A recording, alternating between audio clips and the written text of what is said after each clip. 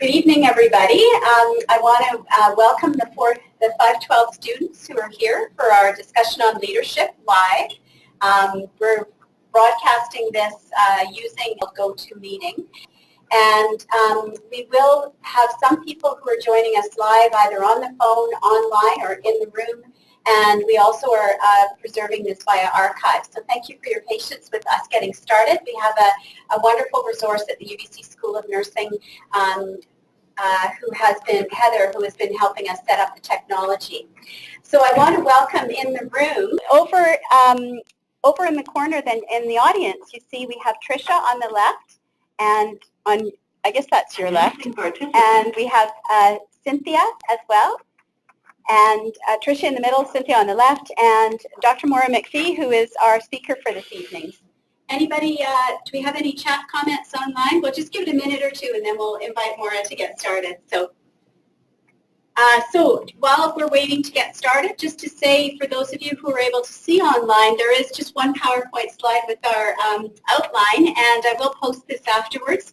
Welcome and introductions. I gave us 15 minutes because I figured we might have to play with the tech a little bit, which is, of course, the case, given that it is new. We will have Dr. Maura McPhee talk about contemporary leadership challenges and some of her research and insights into studying nursing leadership. We also have Julie Fraser, who is the inaugural president of the ARNBC. We'll be talking about the leadership activities involved in the growth, really the birth and the growth of the ARNBC. And then what we will do is we'll have a chance to have some dialogue with those of you in the room, on the telephone, and also on the website. So, and then I'll offer a couple of closing remarks. So over to Maura, who is one of the most expert people I know, scholars in the area of nursing leadership, has lived and done a great deal of it as well. So let's start by giving Maura a hand. Thank you, Paddy.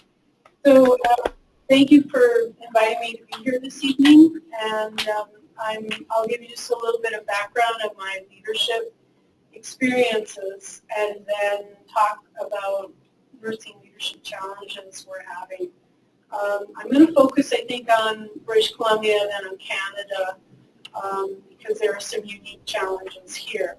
So I have done most of my education and my practice in the United States.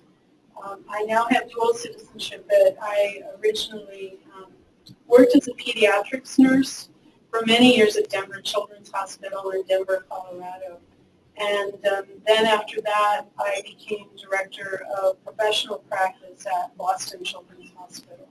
So my background is pediatrics.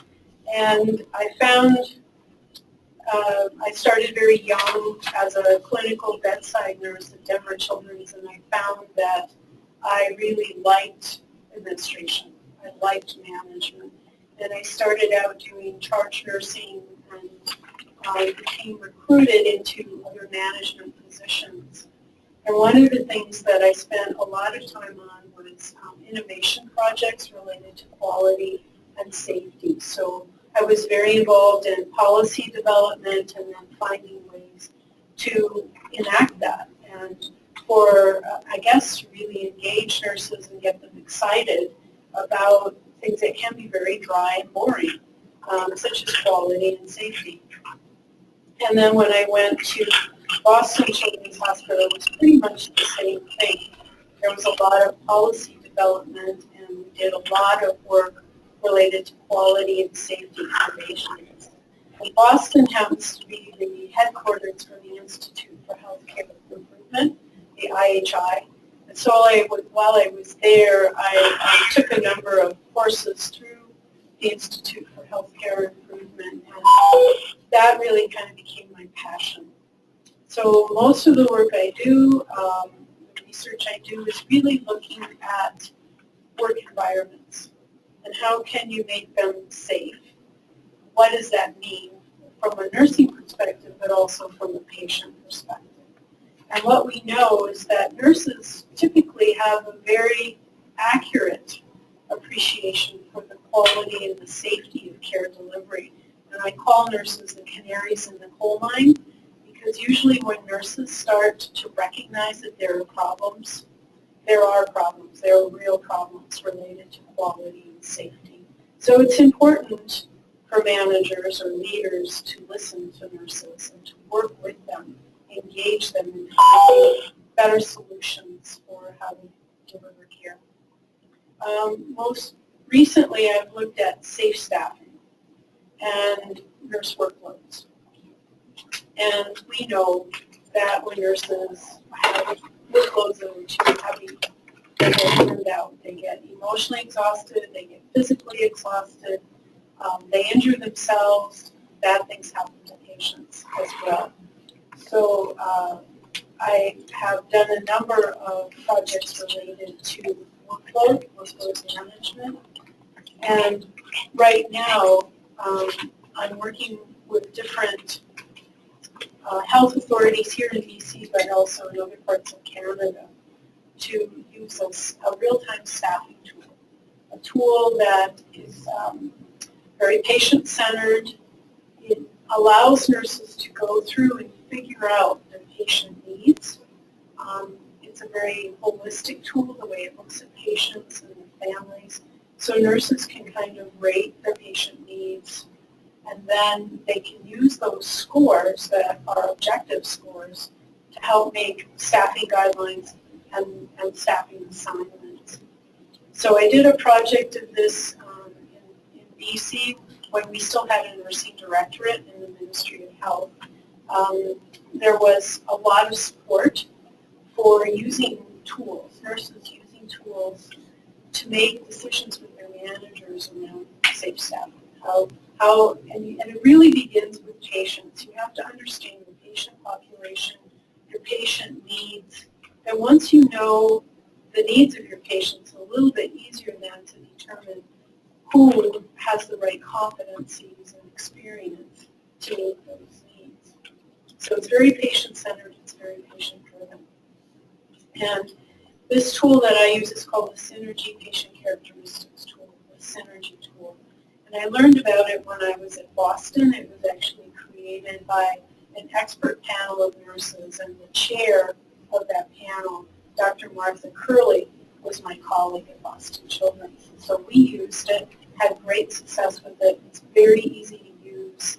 It really is patient-centered. Nurses love it. So I brought it here, and then I think it was probably about 2009, 2010. We piloted using the Synergy tool in 8 sites around British Columbia. And we had 2 sites per sector. So we had 2 acute care sites, 2 long-term care sites, 2 community public health sites, and 2 mental health sites. And the mental health sites completed the outpatient clinics and also inpatient care. And we were able to adapt it for every sector. Then it kind of went by the wayside, and I think a lot of it was politics, where there was a changeover in the government. There was a lot of shuffling of people in leadership positions in the health authorities. Saskatchewan went on to pilot it in acute care sites. They now want me to do training with them in emergency services and in long-term care. And I was recently out in Ontario, and I did training there for Niagara Health Systems. And Hamilton Science Center is using it on their own. So when I did the pilot a couple of years ago, I created a toolkit with the help of this project team. And so if you follow the toolkit, it's actually pretty easy to do. So I think it's being taken up across the country, and every once in a while I'll hear about it and it'll surface again. But it's very important for nurses to have something that they can use in real time to determine their patient needs and make staffing assignments. Because many of the tools that managers use, such as workload management systems, are really intended to help with budget, to help with human resource allocation at a higher level, a more abstract level than what goes on day to day at the bedside of nurses. So that's what I've been doing. I also am very interested in leadership and leadership development, and So when I first got to BC in 2004, I co-led a nursing leadership institute for frontline nurse leaders in BC.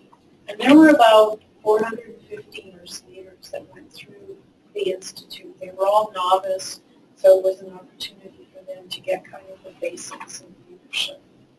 And again, that was supported through the ministry, through the nursing directorate, and through the chief nursing officers at that. And I've since taken that curriculum and I've adapted it. I go over and I do an intensive with that in Hong Kong. I've taught it in Taiwan, and colleagues of mine in Brazil have also used it. So I get frustrated that it's everywhere, but it's kind of lost its place in BC. Because even though we had great successes with it and we did research to show how that really improved leadership and leadership outcomes. At that time, there was support through the ministry and the chief nursing officers. Since then, that importance of nurse leadership has kind of gone by the wayside. Some of the health authorities are trying to do the wrong thing, but it's not something where it's a packaged curriculum that's evidence-based that we know works. And works across sectors, especially for novice nurse leaders. Most of the emphasis on leadership development in the health authorities has really been more on executive leadership. And one of the things that has become interesting, I guess, in leadership development is something called hybrid managers. So there are some places that try to groom their nurse leadership and physician leadership from within their organization. So from the succession planning perspective, they know that they're clinical experts, know the patients and know the system better than anybody else. So rather than bringing in operational leaders with a business background, they create what we call hybrid leaders or hybrid managers.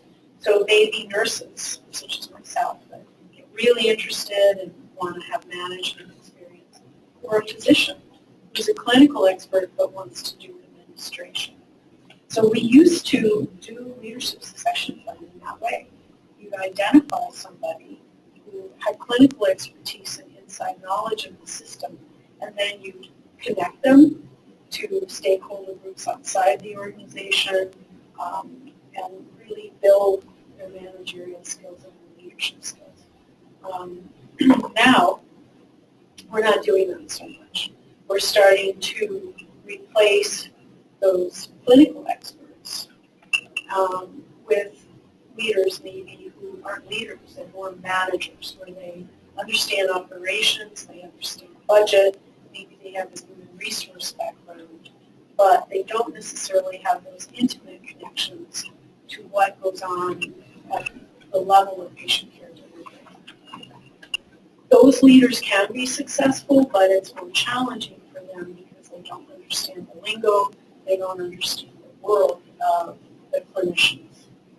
So you often have to have partnerships where you have someone who's an operations leader who has the capacity to really build those strong relationships with clinicians and work closely with them, engage them in what they're doing. So the leadership competencies that are needed, it depends on whether you're doing that succession planning from within your clinical ranks or whether you're recruiting people outside of healthcare, well, not outside of healthcare, but maybe outside of clinical delivery, to look at the organization with respect to finances and resource allocation. So there's pros and cons to these different models of leadership. So I think I'll mention one challenge that is very concerning to me right now, and that's the scope of practice boundaries that exist between different classifications of nurses. So we've always thought of registered nurses as having a greater depth of knowledge, of having a richer understanding of the theory that's connected to our practice. And then there's another classification, practical nurses, like licensed practical nurses, with less education. Their focus is more on task-based care delivery. So the education process is very different. The goals are very different of what you expect of RN, especially a baccalaureate prepared nurse to do. So it's a practice nurse. And in British Columbia and in other parts of Canada, there's been a concerted effort by governments to blur those scope of practice boundaries and replace BSN RNs with LPNs. And most of the time, the only driver is financial, because we have a very rich base of research evidence that says that baccalaureate prepared nurses provide better care and you have better patient outcomes. So even though you spend more money up front for a BSN nurse, they save lives. They save money by decreasing morbidity, complications that happen to patients like pressure ulcers, falls, hospital-acquired infections. They can decrease length of stay. They can do better discharge planning and discharge management to different, whether they go home or they go someplace else. We know that a BSN prepared nurse does a better job. The problem is that in Canada, the government will say, well, you don't have much research in Canada to show that. That's the U.S. That's what the U.S. does. But now, because of wonderful health services researchers, both in Canada and in other parts of the world, we have the same evidence that BSN prepared nurses provide better care, you have better outcomes. So if you invest in them in the long term, you're going to get much better outcomes. We also know that BSN prepared nurses, working in teams with other BSN prepared nurses, work better as teams. They have less communications failures. They identify quality safety gaps. They can correct those things because they have a critical inquiry education. They have a stronger foundation from which to identify problems in the system and fix those problems. So they just make better nurses.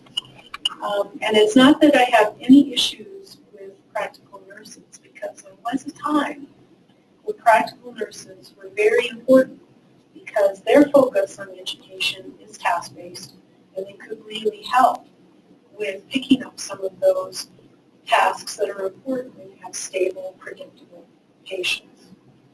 The problem is that because they're cheaper in many instances, then it's this replacement that's been going on, and that's caused a real slide in the quality and safety of care delivery. So we know that, and I'm very concerned about our government here in BC, but also in other places in Canada, where RNs are being replaced with LPNs, and sometimes carriers. And we know from research, well, Paddy will probably talk about, do you talk about the establishment trust? We will be. Okay, Yeah. so I won't steal Paddy's thunder, but in the UK, they don't have LPNs. What they did in some of the health regions in the UK is they actually replaced RNs with care aides. And innocent people died, and when families found out about it, it created kind of like an overnight sensation of how could this happen? What was the government thinking? So the government had to work very quickly to put RNs back in where they removed them. And because they'd already eroded trust with nurses, it was very difficult for the government then to recruit nurses back into positions that they cut. They're slowly regaining their prior levels of excellent care delivery, because the UK, especially their public service, the National Health Service, was known as one of the world's great public healthcare systems. And it allowed this slow erosion. The public believed in the government. They believed that they have this great healthcare system. But over time, these financial indicators went out, nurses were replaced with care aides, terrible things happened. So Paddy and I have both been concerned with the same things happening here. And we want the public to be aware of what quality safe care delivery looks like. We want the public to be aware of why professional nurses, baccalaureate care nurses, really make a difference. So Paddy has a blog. She's been very active in the ARNBC. We both try to harass the government on a regular basis, but you really need to build a class of educated nurses who also advocate for quality and safety and get out there and talk about why you need educated nurses to do this and a certain type of education. Is now a good time for questions? Sure. Heather, I wonder if I can ask you to turn the lights off in the back, just because I think in the audience we'll see our audience. Paddy, I also want to put a plug in for my self-assessment. Yes, yeah, and so maybe what we'll do is we'll have a conversation. Oh, probably not all of them, thanks, just the back ones. Or that's probably, what do you think? Does that work? A little better. Yeah. So I'll just sit here because I'm kind of off the camera, sorry. We didn't work out the choreography very well. Maura, that's an outstanding introduction, and I can see from checking the notes that people were hearing okay, and I think it looks like we have a good number live, including our two in the audience. And I was thinking that before we move on to say a little bit more about Mid-Staffordshire, and we'll definitely go to the questionnaire stuff that I'll post for you afterwards.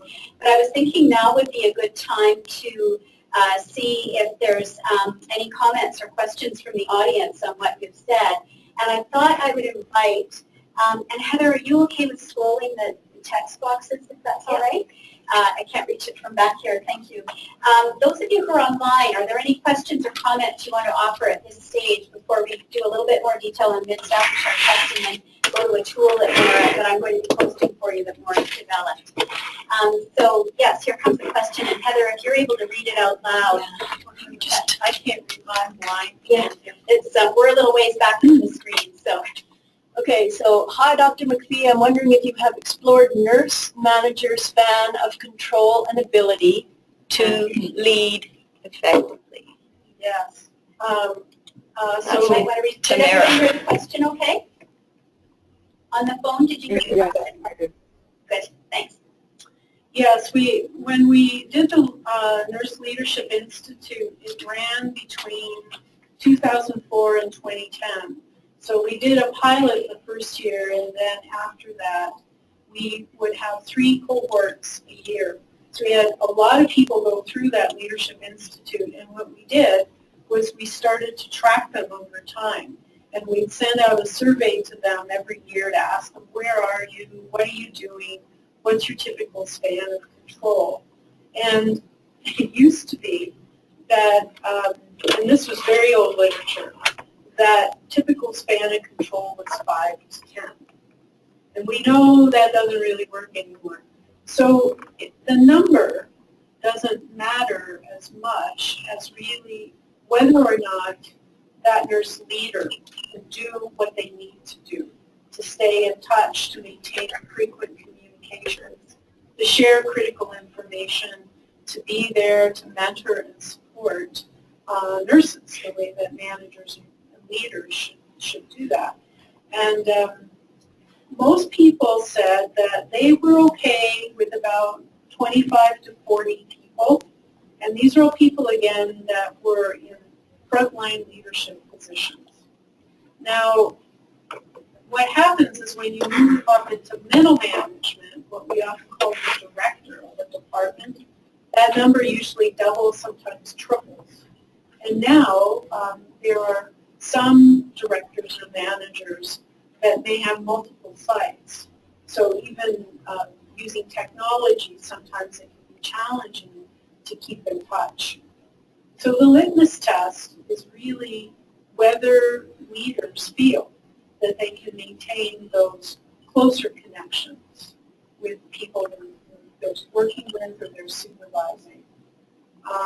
The other thing that was very interesting is that people who were in novice leadership positions, they've only maybe been a frontline nurse leader for about a year, they were very quickly transitioned into middle management positions, and some of these people even went on to executive leadership positions within 2-3 years. So there's very quick movement of people from one position to another. And as you go up, your span of control gets broader and bigger. And that can really be difficult. Thank you. So as you can see on the screen, then Maura is on your, I guess that's your right, my left. Yeah. And this is Paddy. And then we also have Cynthia and Tricia with us in the room. So that was an excellent question from online. And is there another one? And Heather, thanks so much for navigating that to see if there's another one for us there. Yeah. And Tamara again. Hi again. I have approximately 100 direct reports, and while I feel I'm visible, present, engaged, etc., my biggest challenge is to create a meaningful performance review program. Yeah. That's true. That's true that was one of the biggest challenges, because people need to have those regular reviews. And it's hard. It's also difficult depending on what you use as a performance review to get the feedback. So like if you use 360 where you try to get, and I don't know, Tamara, you may tell me what you use, but I actually, when I do performance reviews, I like to get feedback from peers. I like to hear from people above, maybe people below. If I can get some patient feedback, I try to get as much feedback as I can so that I can develop some good learning goals for individuals. So my approach is I use Appreciative Inquiry. So I like to know what people are doing well and how they can build on those strengths. And I will often ask them, because they also do their own self-evaluation, what do you want to work on? What do you want to build on and improve for next time? What are your learning goals for this year? And how can I help you do that? That's an intensive process. If you have 100 people, it's very difficult to show them that individualized consideration. But individualized consideration is a hallmark of what we call transformational leadership. And we know that people are most inspired, they're most motivated, they tend to follow and really look up to nurse leaders who have transformational qualities. And a transformational leader, one of the things they do is they show consideration of individuals. People feel that leader Please knows press them. any key on your touchtone keypad to remain in conference.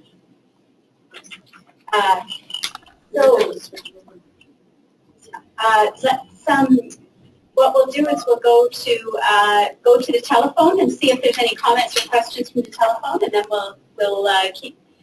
We're doing not too badly at all on time. We'll check here, and we'll give you a chance to talk about the forms that you're going to send out as well, and then we'll go over to Julie. Let's see if there's any questions on the phone and in the room first. Let's go to the phone.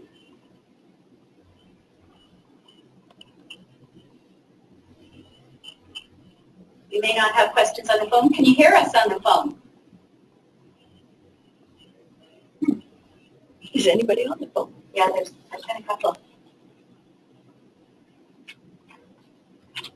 Oh, we're on mute, that's fine. Can you hear us on the phone?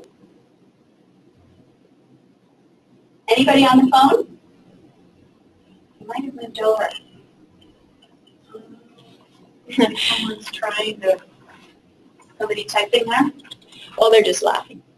Angela was on the phone but left. Okay.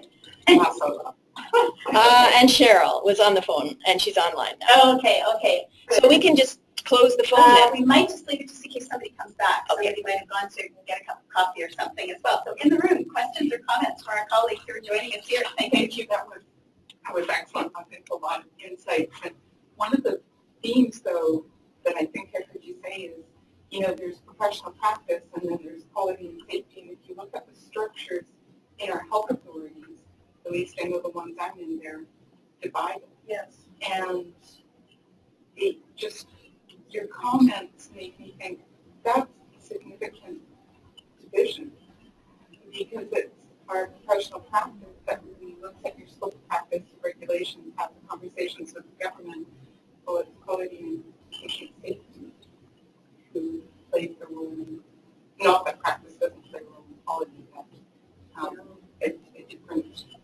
aspect of it. Yeah, and I was very fortunate that the structure we had at Boston Children's, because I was director of professional practice, I met regularly with the director of human resources and quality and safety. We also had a legal counsel. So we would meet regularly. Sometimes, depending on issues, we would meet once a week to work on different projects together. But those things are intimately connected. So you have to, you know, it also cuts down on a lot of the people working in parallel, right, when you have those regular conversations. I learned a great deal about human resources, human resource development, and if you're professional practice, you want to be using those hospital resources to develop the people you have. So if you have a limited budget, you have limited resources on your own, how can you tap into human resources? Can you use employee engagement? There's lots of resources, and I found that network I had through HR was really valuable. And the quality safety piece is just that those are the indicators that are often used to gauge the hospital or the institutional performance. So you need to know that, and you need to help explain that to your staff, why that's not just, you know, this isn't just numbers we're collecting. This really reflects on the quality of our care delivery, and most of those indicators are more sensitive, which means that they're directly connected to the quality of care we give. And we want that to reflect well on us and on our organization. Yeah, thanks, Lisa and Maura. That was excellent, very inspiring. The question I had was just about the synergy tool. Is anyone currently using institutions? Let me do a volume check. Can you hear that on web? Yes. Oh, Yes, excellent. I can. This thing's got a good pickup. We're sitting quite a ways back, but sorry to interrupt. I was thinking, wow, excellent question. Yeah, I just was at, is anyone from Fraser Health? Yeah, they want the question repeated, please. Oh, sorry. Okay. So my question was just around the synergy tool, and I was wondering if any institutions in BC are using the synergy tool. Yeah, so Northern Health is using it in mental health. There might be one home care program out in the valley, Fraser. I'm not sure yet. They were doing it a couple of years ago. Again, they really liked it. And the volume has cut out apparently. Can you hear us now, or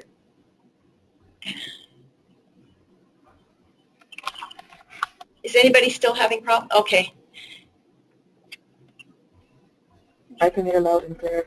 Okay. It's good. So Sorry. Fraser Health Authority, I went. I'm going to move our chairs up a little bit, okay, but just in case there's anything. Yeah, sorry. Sorry, Maura. Okay, I don't want to stop right Here, I'll take you up. No, no.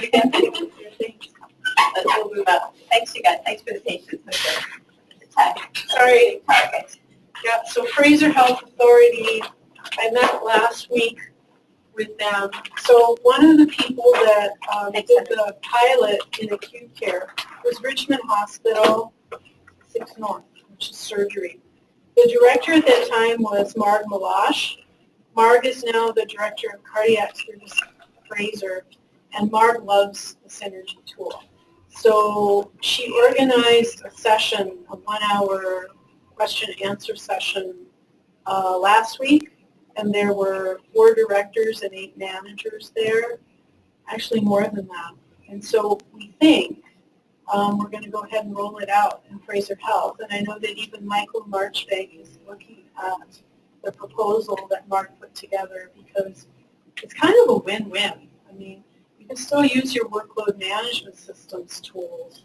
This is really for nurses and managers to collaborate on making safe staffing decisions. And, sorry, one more question off that. Are there different, just a little bit to that? Oh, yeah, thanks. Are there different versions for, let's say, pediatrics or acute care versus long-term care? So there are 8 universal characteristics, but what happens is that you put together a project team at your site, and usually it's the nurse manager, the educators, and then you want staff representation. So if you have RNs, you want, if you have LPNs, you want your LPNs. So you want nurses that are representative of that staff complement. They become trainers for the rest of the staff. There was kind of the super users or champions. And then the training is usually pretty quick. Hamilton figured out how to do it on their own, but usually it takes about 2 days. What you do is you look at those characteristics, and then you figure out for your patient population what type of patient is an example of, say, one of the characteristics is complexity, where you have lots of systems involved, complex systems, and it can be psychological, social, physical. So it uses a systems perspective. So you figure out how, within your patient population, an example of a complex patient. And the scoring goes from 1 to 5, and it's like CTAS. So patients that are 1, 2s are lots of needs. Patients that are 3s, you need to watch them. And the 4, 5s are very low nursing needs. So for your patient population, you basically create the benchmarks of the anchors for what those numbers mean on each of those 8 characteristics. You get an average score over the 8 characteristics. You can design your staffing guidelines based on the 1s, 2s, 3s, 4, 5s. And then you can look at each patient and drill down to see where are their priority needs out of those 8 characteristics. So once people start using it, they become very comfortable with it. What I thought was interesting is that emergency services use the CTAS, and yet they use it mainly for urgency of care. It doesn't really tell them about needs from a nurse perspective. And so that's really the beauty of the Synergy tool, is that it's nurse-driven. It looks at patients from a nurse perspective of what nurses do to provide quality care. So those were great questions. Thank you. Let's maybe see 1 or 2 online, and then we'll ask Maura to talk about her tool, and we'll go over to Julie, and we'll have some closing, we'll have some discussion time before we close as well. But anybody else online with a question? Looks like volume's okay.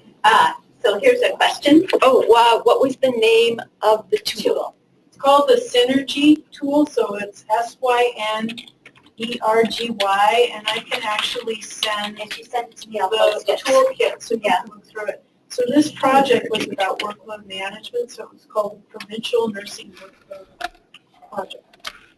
And staffing was only a piece of it. So we gave each site, we had 8 of these sites, it was a year-long project, and they got money through the government, through the ministry, to work on these projects. And it was very empowering for nurses to work with their management to figure out their own solutions and even their own staffing guidelines. So it's Paddy speaking again, some of what you're hearing then is the expertise to understand these tools and to have the nursing, is grounded in nursing expertise and leadership there, that you really need to deeply understand the nature of the care provided, the nature of what's happening with the clients, that nursing being really leading that work sounds incredibly important. And I think, You also talked about the importance earlier of the link to transformational leadership, and you'll remember that we're using the Go Lean and Beaten text that I showed you, that there's some nice sort of synthesis of writing about what that means to be transformational. And I think that's such a good example of a tool supporting a transformational initiative. And I think Maura and I've had a chance to do some project work together, but your expertise in this, Maura, that you've been living this transformational journey and teaching it for a long time, both in the U.S. and Canada. We're really fortunate to have you here as a resource. Well, I'm Canadian now. Yeah, I know. And we're delighted. Some of my favorite Canadians are former Americans. Absolutely. It's completely true because it's a big choice. I wondered if you've got a follow-up tool that I'll be posting, so I thought I'd let you maybe say a little bit about that. There'll be two pieces of really quick, documents that Maura will post that are a resource. So Or I'll post for Maura. one of the things that came out of the National Health Service in the UK is they created a leadership academy. Wonderful online materials.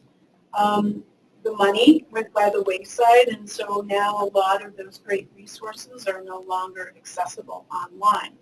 But one of the things that they also produced was this great self-assessment tool. And it lets you kind of go through and assess yourself on 5 different leadership domains. So it uses kind of like a green, yellow, red, depending on where you see gaps in your knowledge. Now, I have a colleague in Hong Kong who was doing research on this, and so they've given it out to all of the nurse leaders in the Hong Kong Health Authority, and she wants to compare it with Canadian nurse leaders. So it's like it is a quality improvement project at this point in time, so I don't have ethics. But what I wanted to ask you to do is to fill it out. You don't have to put your name on it, but if you could fill it out and then send a copy to Paddy, if I could use that so I could compare that with Hong Kong. My colleague in Hong Kong would be eternally grateful, because she is very interested in how leadership's perceived in Hong Kong versus how we perceive it here in Canada. So that, thank you, Maura, and that looking at the tool too, even perusing the tool is an experience in looking at domains of leadership itself. And so what I'll do is I'll post it and I'll make it clear as a reminder to all, because of course not everybody's here tonight, which we knew would be the case, that it's completely voluntary and it's not full-on research, it's QI, because with research you have to get ethics approval, as Maura said. So I think that's a nice follow-up opportunity. And Julie, if you're interested, we'll send it to you as well, so that you can have a look at it. So I think, and I want to, yeah, please do. The other reason why I'm interested in it is because as we're thinking of, we're redoing our undergraduate curriculum. We're thinking of offering what's called a basic master's. So entry level would be a master's of nursing rather than a BSN in our program. And McGill is the only other university that does that. And we have to sell the government on that. Yeah, so it's not a fait accompli for nurses to have advanced knowledge, and leadership is one of those. So I'd be very interested to see how people fill this out, because it also helps us identify where there are gaps in leadership knowledge and where we should focus the curriculum. Thank you. Yeah, please go right ahead and just pitch for that mic. Oh, sorry.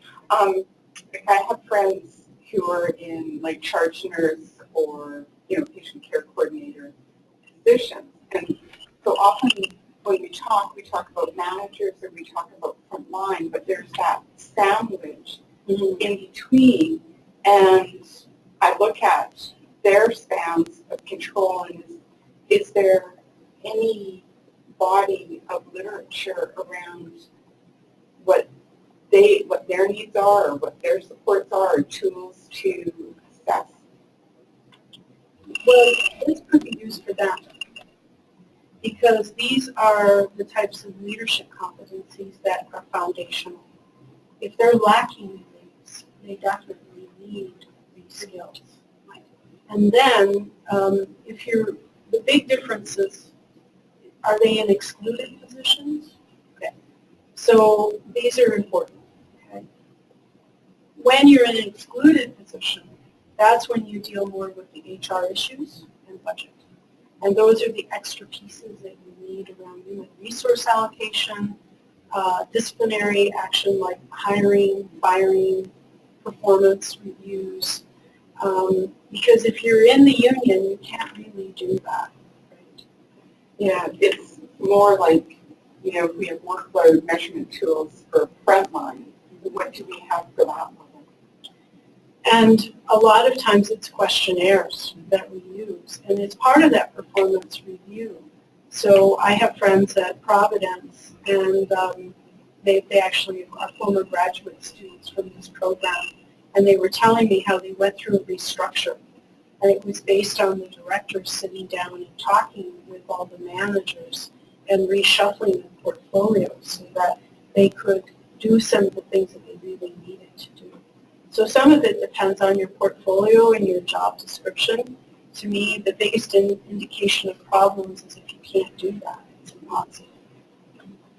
So that I think is just a wonderful array of leadership and management-related expertise and the visioning that needs to happen and the research that goes into that, and why the journey that many of you are taking, focusing on leadership here, and many have also taken or will be taking the 520 course on management per se, more focused on management as well. One of the things that I want to do is make a transition then to Julie Fraser, who is online, and to talk about just as we make this transition then. Hi Julie, we've got your face.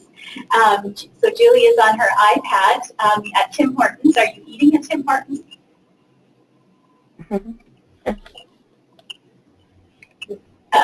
So I'll just finish my intro and then we'll go back to your voice. One of the things that as we think about what leadership means, and something I posted early in the course, is that it's important to think at all levels, that you have the level of the individual, the organization, the larger health authority, and then you have, of course, the level of the province, the national body, and so on. And so Maura has talked about the Mid-Staffordshire Trust, where things really went catastrophically wrong in many ways at the level of the equivalent of a couple of health authorities. And what we need to be able to do is to be able to, as a collective within nursing, have leadership to act across those levels. And certainly the union performs some crucially important functions, and Maura and I have had the chance to do a fair bit of work, Maura especially, but both of us over a few years. And certainly the regulators play a crucial role in terms of safety for the public interest. But I think the growth of an association when we were without one in this province since 2005 has been quite a remarkable journey, and one that Julie Fraser, who is online with us, has lived in all kinds of ways and has been a wonderful inspiration. And so maybe to talk a bit about your experiences, Julie, and link to your thoughts about what this means for you about leadership, both individually and collectively, and then we can have some more open discussion after that. So we'll just check how we're doing with your voice, and Heather, bless you for being at that podium as a tech expert. So go over to you, Julie. Thank you. Great. Thanks for the introduction, Paddy. Can you hear me okay? We can. Can you hear online okay? If you can just type in Great. hearing online. Yes. Maura, thank you for your comments and your insights. I really enjoyed what you had to say. I was just sitting back and enjoying here and thought, oh, wait a minute, I got to get ready to share my part. So that was great. I also want to just give a shout out to Paddy, as I'm believing most of you know, is that I had the privilege to work with Paddy on the board of the ARNBC as founding board members. And Paddy was very instrumental. I'm sure she was quite modest to you about her role in getting the ARNBC started. So it's important for me to begin today by giving you that shout out, Paddy. Thank you, Julie. That's very gracious. Thank you. We lived it together. We have lots of stories. Not all of them or anything like that, but we'd be happy to chat about it. Thank you. Okay. Can you guys see the screen now? Yeah. Let me just How's that? We got it? Oh yeah, boy, that's slick. Okay. Been practicing. Oh, that's fun. And then your IMs just come in front of the PowerPoint. That's working well. Okay, so they're not seeing. We're not seeing your face very well, but they'll know how nice looking you are and how thoughtful looking you are. okay, you know what I'm going to do then is I'm just going to shut off the video. Oh no, don't worry. No, it's nice to see your face. Good. Okay, okay.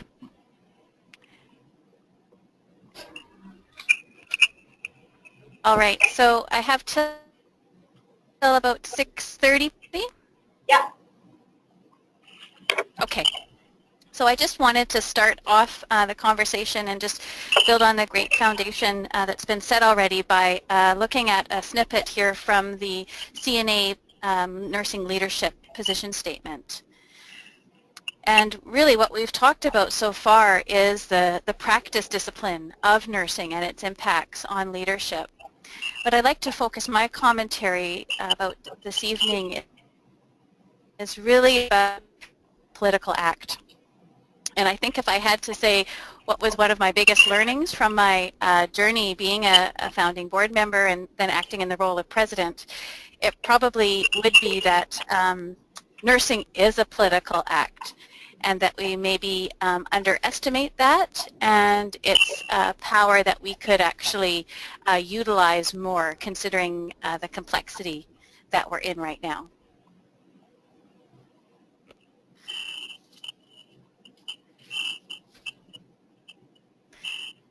Just getting my slide here to work. There we go. So I'm not sure how much you know a little bit about the history. I'll just touch briefly on that. Our Nursing Association, which originally was called RNABC, was established in 1935. And that for 75 years, they played a really important function in health policy advocacy and advancing nursing professional practice and nursing excellence in the province. And I guess the seminal event in this history is the introduction of the Health Professions Act by the provincial government, which then shifted the role of the college that we know now, the CRNBC, from not a dual mandate of advocacy and regulation, but simply regulation. And so what nurses in the province experienced really between 2005 and 2010 is an incremental shift from that dual mandate to a sole mandate of protection of the public. And some of you may be aware of another event, which was the withdrawal of the college from the Canadian Nursing Association Board of Directors. And this in some ways was an event that acted as a catalyst for the formation of the RN network, which was really a small group of nursing innovators and leaders who wanted to reestablish the health policy advocacy mandate and have that collective, as Paddy has said. And so, I guess that would be 6 years now. We have had wonderful growth and further understanding of what an association's function would be in the context of our other two provincial nursing organizations and the other groups that exist. So that's just a brief kind of history overlay, and I guess why that's important to our leadership conversation. As a result, really we've had 10 years of an evolving understanding of health policy advocacy and nurses' leadership role related to that. And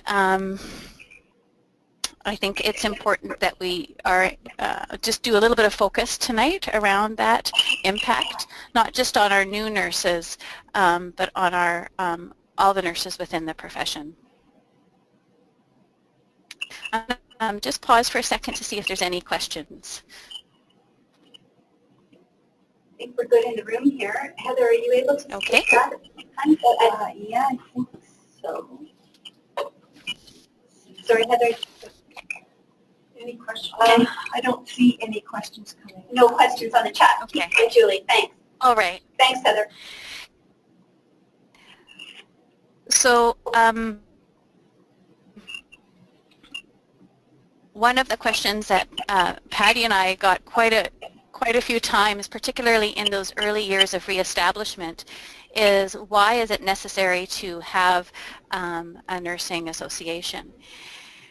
And so this particular image just talks about the different ways we have used the term nursing professional practice, and I was fortunate enough to spend my master's project on doing a concept analysis of the term nursing professional practice. So in the literature, we did definitely see the term used to describe the way that nurses actually comport or behave. We've used it to describe nursing practice environments, different models or service delivery models of care, but also to support nursing support structures. We've used that term. And so nursing associations, it's well documented, play a very important role with their partners to define what the nursing standards, regulations, and positions of the profession are.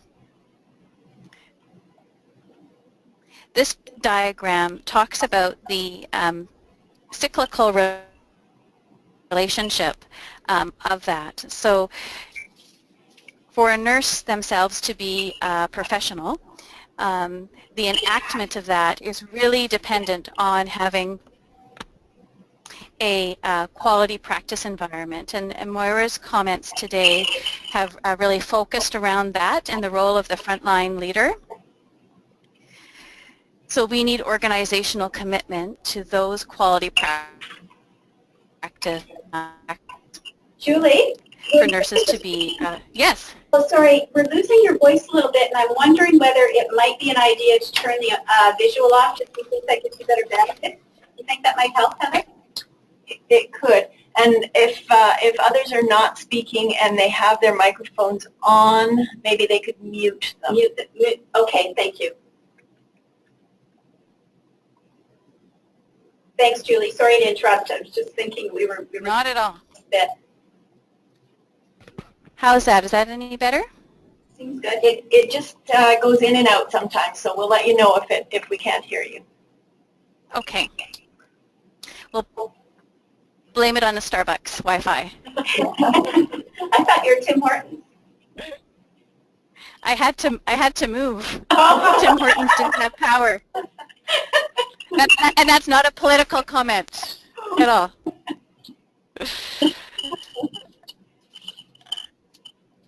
Okay, so we're just talking about the cyclical relationship. So the organizational commitment or the support of that quality practice environment is directly influenced by the profession's standards and regulations. And nursing associations have played a really important role in their position statements and their lobby efforts. And so that's what I'd like to talk to you today about, is really from a provincial, national, and international perspective, the role of nursing associations in health policy advocacy.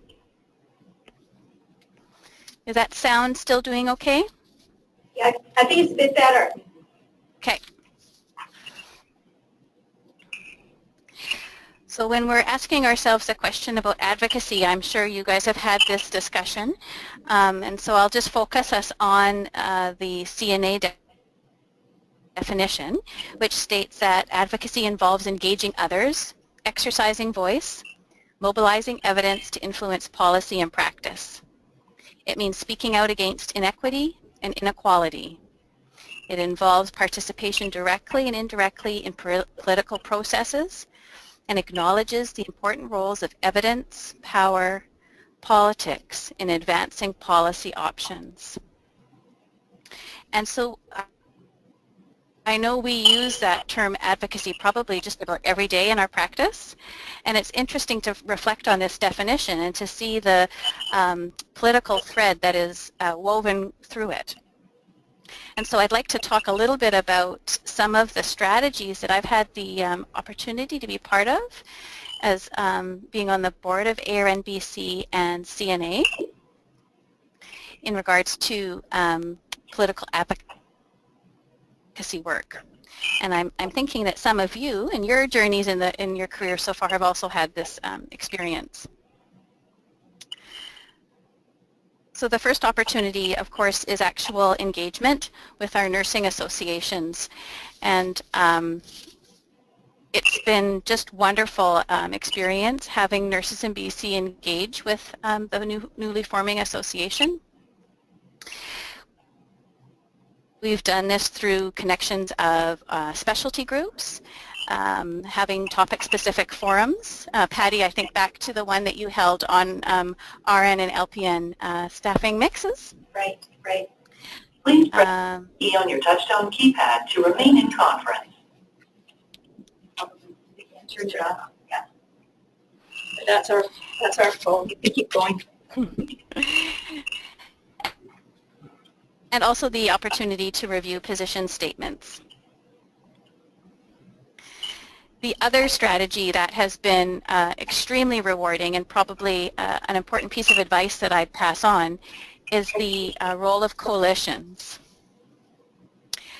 So our involvement with different nursing groups do reflect the values and beliefs that we hold. And as Paddy said, there's great power in being part of a collective and focusing on a specific cause.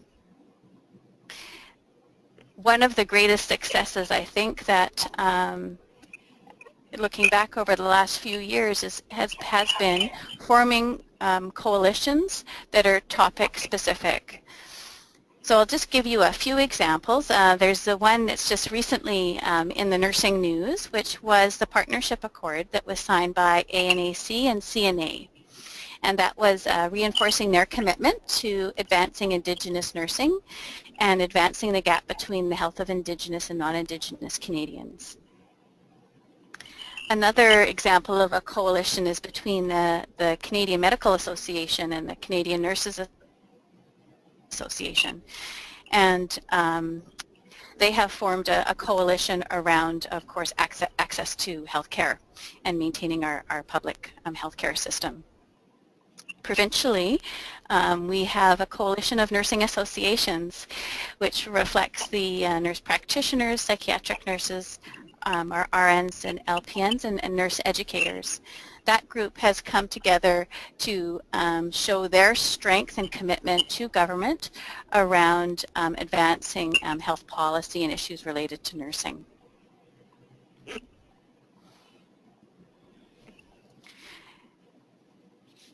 I also want to mention about our international connections. Of course, through our, we have a nested, I guess, relationship between our nursing associations. Our membership in ARNBC gives us membership in CNA, which means we have membership in ICN. I would say that I knew about that relationship before my experience on the board, but I didn't understand really the power of that, or really the importance related to my direct nursing practice. The last conference, I had the opportunity of being at their conference, and they had different speakers from the United Nations and their board. And I think one statement in particular was meaningful to me, and that was that infectious diseases don't have passports. And of course we all know that, but we've really seen the globe mobilize around infectious diseases over the last few years. And so it's very clear that there's certain global health and societal problems and concerns that need the collective global wisdom to solve and to manage. And when we're talking about health, nurses have a really important role to play on the global stage. And so I learned that there actually is, the United Nations has formed priorities around that global work. They're called the Sustainable Development Goals. And you can search those out. There's 17 new goals that were established actually just this year. And at the conference, the three that they mentioned in particular was poverty, universal healthcare access for everyone on the globe, and of course attending to employment.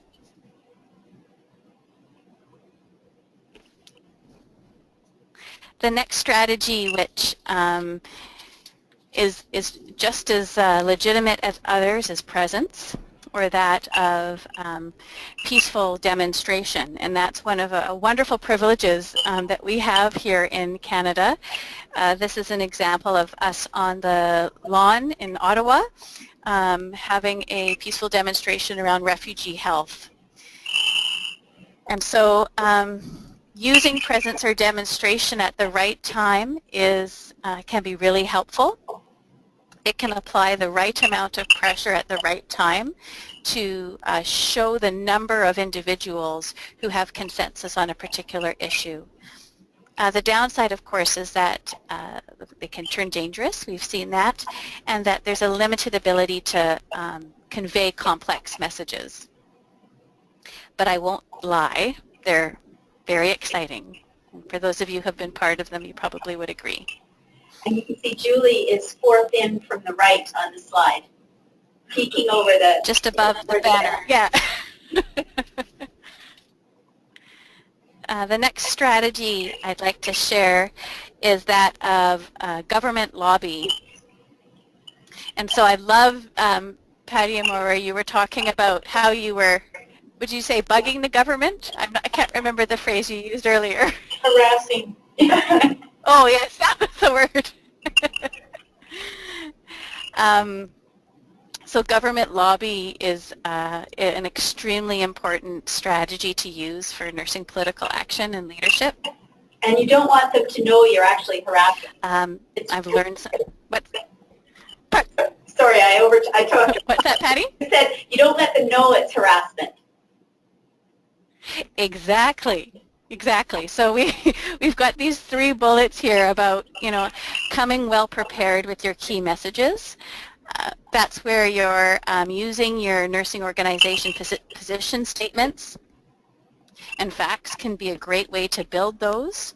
I've also had the opportunity where in the absence of facts or research on topics, because it's an evolving, fresh issue, you may have to do surveys or polling to actually get your data. But if you're speaking about the values and beliefs of their constituents, then you're going to get their attention. And that's the way to do that.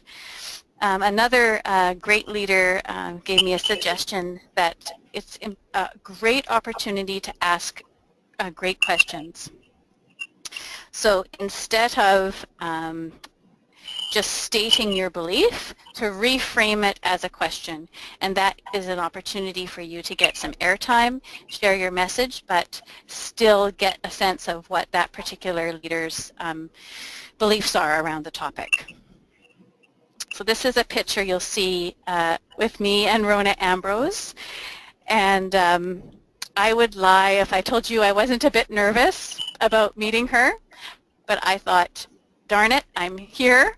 I'm going to suck up my courage from my baby toe and let go of my imposter syndrome and talk to her. And so I did. It wasn't just a photo op, and I explained my lived experience of working in home care and the practice challenges, particularly around poverty and its impact on access to health care. This is another example of government lobby at a provincial level, and so it's been, I guess, 2 years now, where the ARNBC has given nurses in the province an opportunity to go to the legislature for Nursing Week, and so there's a formal recognition there of the profession, but we have also then had the opportunity to meet with staff members of the Ministry of Health and have a dialogue about issues salient to all the designations of nursing, and then to have a meeting with the minister and again share our issues. And so it was twofold, that opportunity to meet with the minister.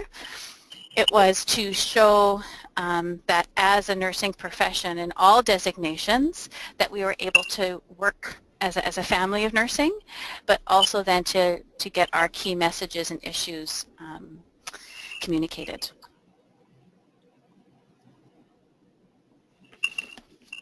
So just wanted to give a plug that we're already on our countdown to our provincial election. And so this is a great opportunity for you to influence change through conversations with candidates. And both the provincial and national nursing associations have provided websites with toolkits for nurses to get involved with those conversations.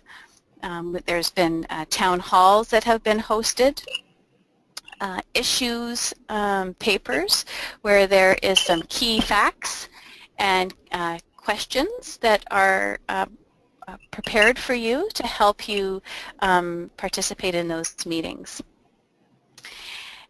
There's 16 million nurses approximately on the globe. And so if you think if every nurse got involved in the political process, got up to the mic and said, you know, hi, I'm Julie, I'm a registered nurse and I care about this, it would have a tremendous amount of power. And so I encourage you as a provincial election comes up to take that opportunity to share your health policy issue that's close to your heart with your candidates.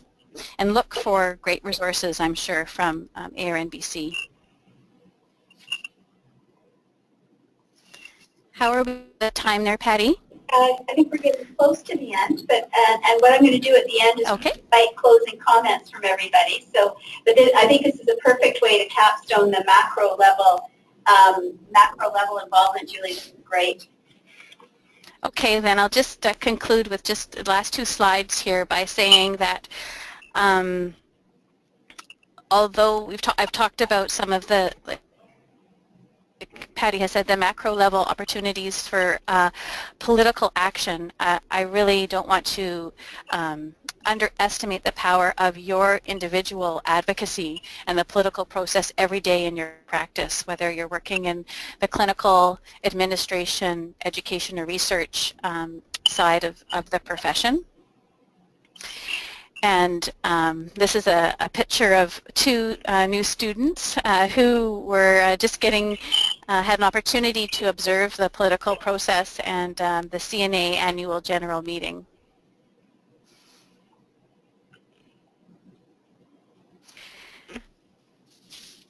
I'm just bringing us back to the slide here about the 3 areas that I talked about at the very beginning. And so these provincial and national level ways of being an advocate and demonstrating leadership can influence all 3 areas. And so when we say the big picture, for me it includes these 3 areas. It's looking at how do we support the individual nurse to be successful every day?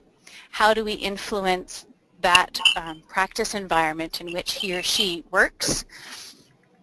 And then finally, how are we attending to co-creating the nursing organizations that actually support those quality practice environments and indeed the individual nurses? So this is just to finish off a picture of a beautiful leader. Her name is Verna Huffman-Splain, and for those of you who may not be familiar with her, she was, amongst many achievements, a leader in the World Health Organization. She was our first federal chief nurse and the vice president of the International Council of Nurses. And so I'm sharing this with you just as a reminder that you are part of an amazing legacy of nurse advocates and leaders, and that we really are standing on the shoulders of giants, as they say. I had the amazing opportunity to meet Verna, and I said to her that, you know, at times in my role, I did feel like an imposter. And I said, you know, I'm trying my very best to be an advocate for what I believe in. And what she said to me is, if not you, then who? And so I'd like to just leave you with that, that leadership challenge. Oh my gosh. But Julie, that's just amazing, the combination of what you and Maura have done. And what I'd like to do is a quick closing round. And so those of you on online, if you want to type in any closing comment you want to make of sort of something that's an important takeaway for you, we'll share those. It's not a test or anything like that. It's just a nice way to get closure after a fairly intense and really sharing session. So, and again, Heather, thank you for looking for those. If any comments come up. But Yeah, we just have from Angela during the talk, she posted a link to the images of that were being shown from the ARNBC site. They have a blog, and they have the day on the Parliament Hill that the nurses had. Thank you. Thank you. And comments from both of you in the room to see anything that you'd like to offer or reflect on, Tricia or Cynthia. I'm speechless. This is very inspiring. It's a little bit. Sorry. Yeah. I'm saying I'm speechless. This is very inspiring and getting me excited to become more involved in sharing our voice in our health policy issues. I wonder how much, you know, with the moving from the dual mandate to the separate mandate, how much that's reinvigorated the advocacy? Yeah, that's a good question. I think maybe just a quick comment from my part. And Julie, did you hear the question? I think Julie has to. Julie has to go now to type. Sorry, Julie. Yeah. Actually, she hasn't given back the controls. So Julie, Just a second. Oh, okay.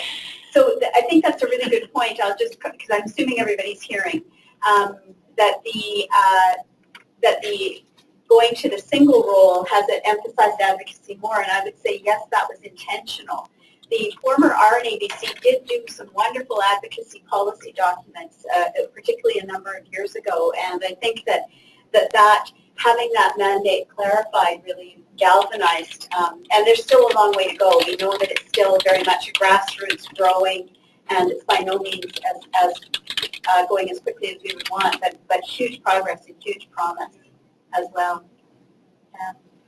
And so Julie, thank you for the controls. We've now got our screen back, and Heather, bless you for being so adept at this. So let's see if there's any comments online anybody would like to make. Well, they have been making comments, okay. And it's all just you know, thanking and really appreciating the seminar, and so. Tamara says, I appreciate the comments about lobbying the government, key messages, getting their attention and asking great questions, and everybody loves that quote, the end quote. If not you, then who? Yes, I think that is the perfect place to end. If not you, then who? And we will post this. We can continue to converse about it online within the course. I would really like to thank just absolutely everybody. Julie, you have been completely heroic as a leader of the ARNBC, as somebody who has vanquished the tech challenges of working in health authority that wouldn't get past the firewall, so that you showed a great deal of creative problem solving, going to not one but two I know. in a rather egalitarian manner, and your wisdom and your tenacity and your insight. She absolutely, to work with her, she is exactly what you have just heard. And yes, thank you for Vera's reminder. If not us, then who? And Maura, your expertise as somebody who really understands leadership, the link to management, the link to safe patient care. We're really blessed to have you in this school, in this province, in this country, and really appreciate what it is that you've had to say. Julie, I want to say something. I do think it's very important for nurses to get involved with the ARNBC. Yeah. The reason why is because that collective voice is very important. And it is difficult and it can be discouraging when people try to deal with things on their own. Yeah. So I think that working through the professional association is a way to really raise awareness, build a critical mass where we are more visible. Yes. So I would really encourage, and I know that we're talking to a group at the midterm and papers coming up, and so we don't mean tomorrow, Yeah. but the part of really watching the blog, writing blogs. Writing blogs is a really good way to engage with the ARNBC. I didn't even know what a blog was till I wrote one for the ARNBC and had somebody edit it. But that engagement of the blog has been really interesting, and the discussion and the dialogue that gets going when you're ready. And I think that living it, Maura, you're absolutely right, is a really key way to move forward. So I realize we're about 4 minutes past time, and I do want to end. Heather, if you can come to the front of the camera. We would absolutely not have been able to do this without you graciously agreeing to stay over time and having all and Heather is helping the whole school navigate this new technology as well, in terms of it having a great deal of promise in terms of a lot of flexibility. So you are an awesome group to teach, awesome colleagues to bring into the room, and thank you so much. I've made notes about posting some of these things to follow up, and I know that many people in the class will be able to access this via archive, which is also fantastic. So thank you, those of you who are online, for contributing to this archive of a really great journey. And good night to everybody. Thank you so much.